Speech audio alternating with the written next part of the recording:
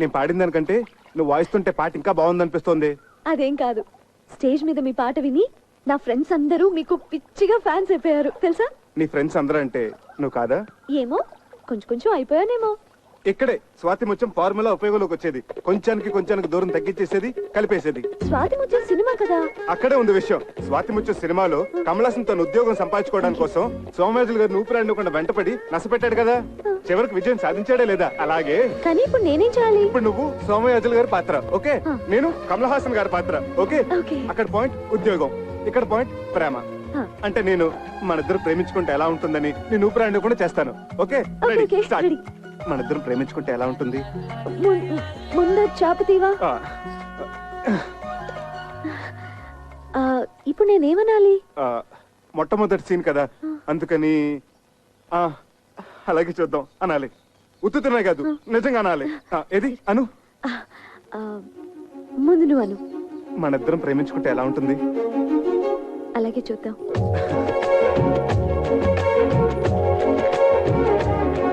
ఏమండి మన ప్రేమ సంగతి అలాగే చూద్దాం. ఏమండి అది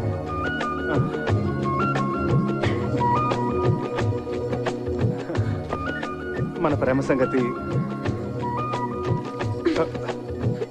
మై బిల్. నా బిల్ ప్లీజ్.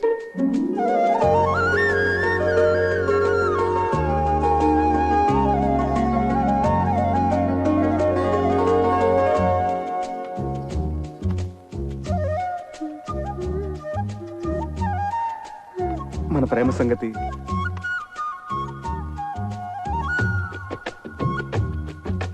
మన ప్రేమ సంగతి. అబ్బా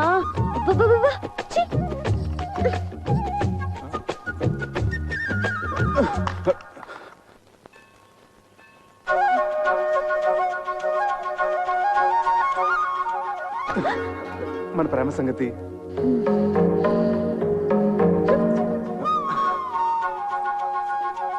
మన ప్రేమ సంగతి. ఏమండి అలాగే చూద్దాం అన్న ఒక్క మాటకి ఇలా నన్ను పీకి పాకం పెడితే ఏమైనా బాగుంటుందా చెప్పండి ప్లీజ్ టెల్ మీ. అసలు ప్రేమ అంటే టూత్ పేస్టో పెప్పర్మెంట్ బిల్డో కాదండి. కొన్ని చేతిలో పెట్టడానికి మనసులోంచి దానంతట అదే పైకి రావాలి. ఆ భావన నాలో కలిగినప్పుడు నేనే పిలిచి చెప్తాను. అంతవరకు నన్ను విసిగించకండి ప్లీజ్, లీవ్ మీ అలోన్.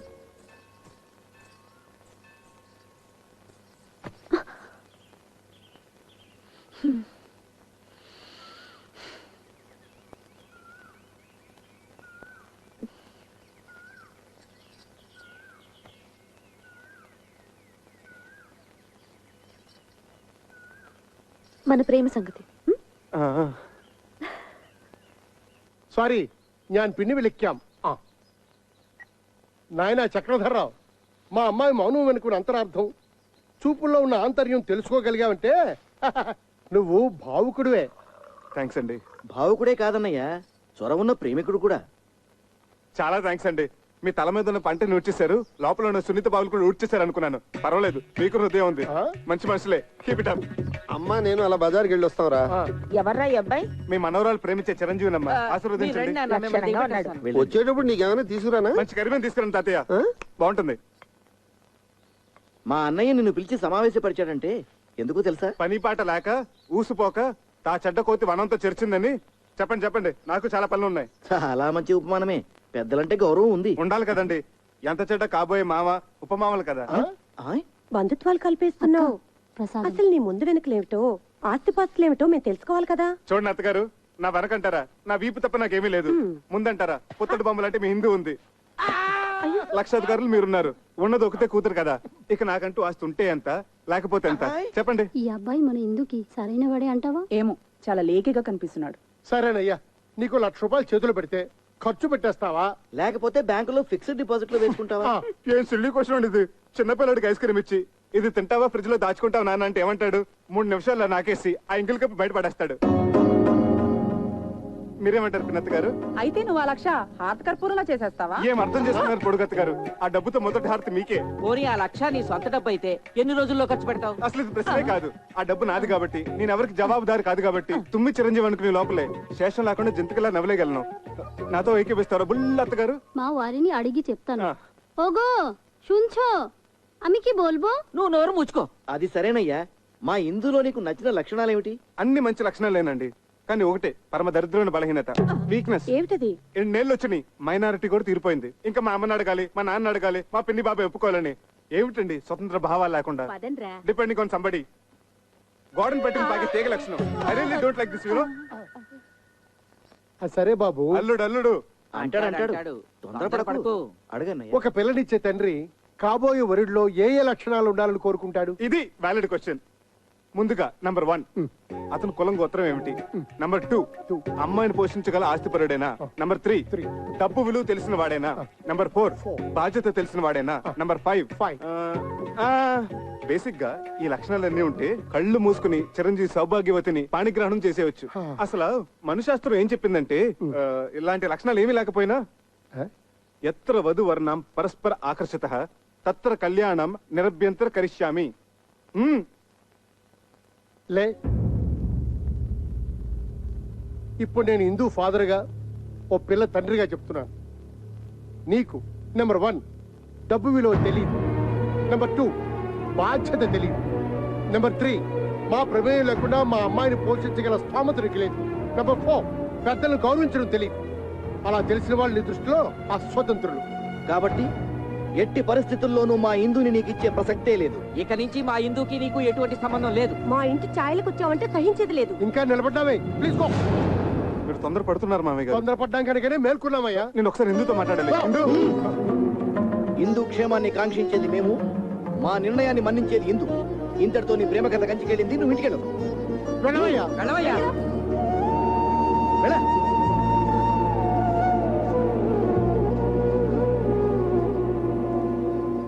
ఇదిగో ఇందు, నీ క్యాండిడేట్ కి డిపాజిట్ కూడా గల్లంతే. ఒక్క ప్రశ్నకైనా అబ్బే చిచిచి అన్ని తలతిక్క సమాధానాలే. మేము అందరం వేసిన మార్కులు ఏంటో తెలుసా? 0. గుండు 0. రా.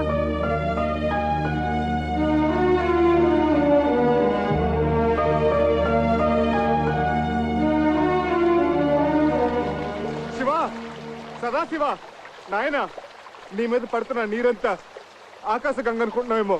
కాదు, నా కన్నీరు మున్నీరు, నా బాధ, నా దుఃఖం. ఇందు నాకు దక్కలేదన్న విరహస్రువులు, ఇందు లేని జీవితం, ఒకపడి లేని తాంబోలో, నీళ్లు రాని కార్పొరేషన్ పంపు. అబ్బే, అసలు నువ్వు లేవు. ఎస్పీ బాలసుబ్రహ్మణ్యం గారు నీ మీద పాడిన పాటలన్నీ వేస్ట్, దండగా.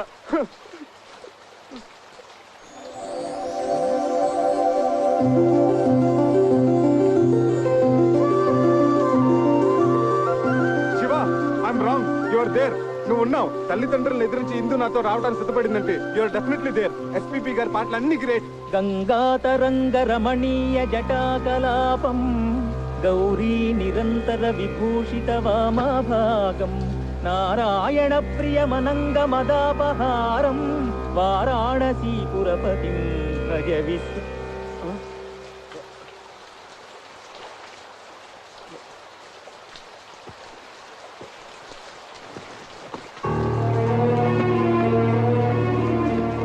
నీ ప్రవర్తనకు మా వాళ్ళందరూ ఇచ్చిన మార్కులు ఆ 0. మన పెళ్లికి వాళ్ళిచ్చిన అంగీకారం ఆ 0. ఇదంతా బాధ్యత ఎరగని నీ పోకడకు, నీ తల బిరుసుకు, నీ సమాధానాలకు వాళ్ళిచ్చిన బహుమానం ఆ 0.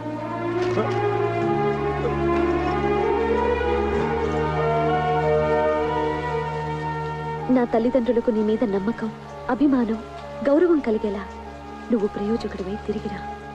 నన్ను నీ దాన్ని చేసుకో. అంతవరకు నీకోసం ఎదురు చూస్తూ ప్రతి వారం అందుకు గుర్తుగా శివయ్యకు తోరం కడతాను. కట్టిన అయ్యే చెయ్యి ఆశీర్వదిస్తుందని ఆశతో నీకోసం ఎదురు చూస్తూ ఉంటాను.